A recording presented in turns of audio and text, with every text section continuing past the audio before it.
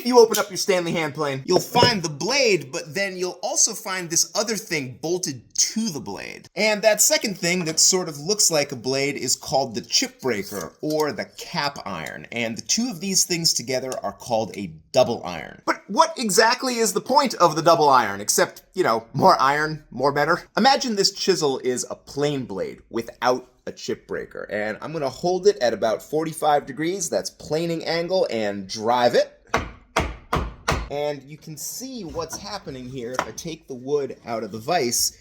Here's the chisel and here's the cut, and the wood is splitting ahead of the chisel cut. That splitting is tear out. If you've ever planed a board and gotten that rough surface, it's because the wood is splitting up just ahead of the plane blade. My chisel blade is like an iron without a chip breaker, but if I flip it over, that bevel is kind of like the chip breaker. It forces that shaving up at a steeper angle.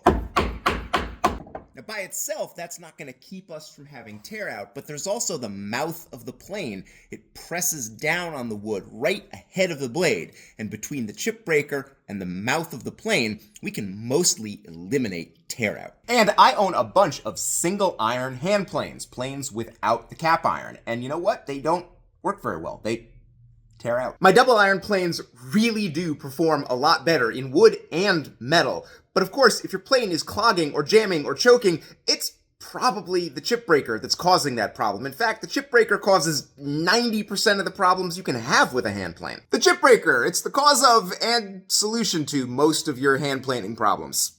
Life is funny that way.